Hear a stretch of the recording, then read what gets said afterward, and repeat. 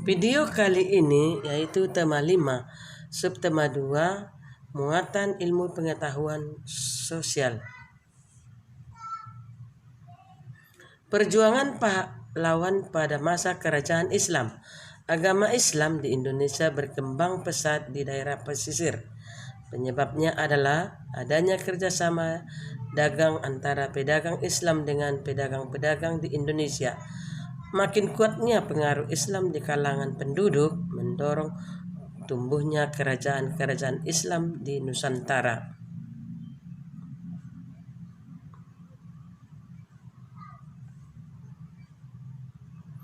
Satu, Sultan Ba'abdullah dari Kerajaan Ternate. Sultan Ba'abdullah adalah raja dari Kesultanan Ternate yang memerintah dari tahun 1570 sampai 1583. Ia menjabat sebagai sultan setelah ayahnya yang bernama Sultan Khairun dihukum oleh penjajah Portugis. Peristiwa ini membuat Sultan Ba'abdullah marah dan menyerang pasukan Portugis. Sultan Ba'abdullah diberi gelar penguasa atas 72 pulau karena melakukan persekutuan dengan daerah di sekitar wilayahnya untuk mengusir penjajah.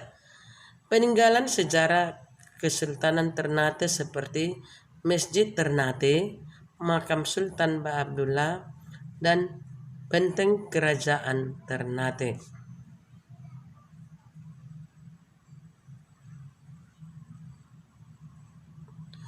Masjid Ternate merupakan salah satu peninggalan Kerajaan Ternate.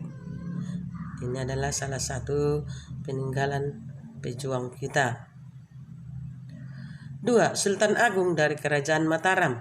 Sultan Agung adalah Raja Mataram ketiga yang memimpin dari tahun 1613 sampai 1645. Pada masa pemerintahannya, Kerajaan Mataram mencapai puncak kejayaannya.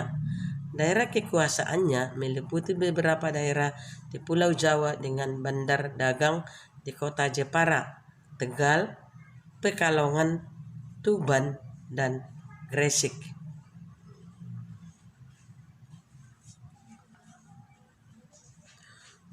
Tiga, Sultan Agung dari Kerajaan Mataram. Rakyat Kerajaan Mataram hidup makmur. Sultan Agung sangat tidak suka penjajahan karena merugikan rakyatnya. Oleh sebab itu, Sultan Agung melakukan penyerangan terhadap Belanda sebanyak 2 kali. Peninggalan Kerajaan Mataram yaitu Pasar Legi, Kota Gede, makam-makam raja, dan masjid. Masjid Kota Gede, Yogyakarta merupakan salah satu peninggalan Kerajaan Mataram.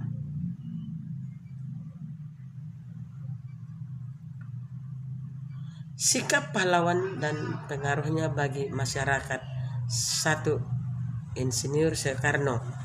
Insinyur Soekarno adalah tokoh nasional yang mengusulkan dasar negara Indonesia yang sekarang kita kenal dengan nama Pancasila. Insinyur Soekarno merupakan salah satu tokoh yang memproklamasikan kemerdekaan bangsa Indonesia. Ketika Insinyur Soekarno berpidato, ia bisa mengantarkan hati para pendengarnya.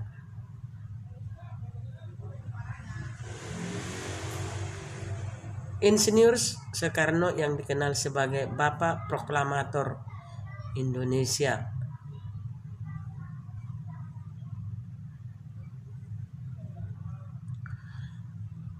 Raden Adjeng Kartini. Raden Adjeng Kartini adalah tokoh nasional yang memperjuangkan kesetaraan hak untuk perempuan di Indonesia. Beliau aktif menuliskan surat-surat kepada teman-temannya. Isi surat tersebut menceritakan rasa ketertarikannya kepada kesetaraan laki-laki dan perempuan di luar negeri. Surat-surat yang ditulis Kartini tersebut dibukukan dengan judul Habis Gelap Terbit Terang.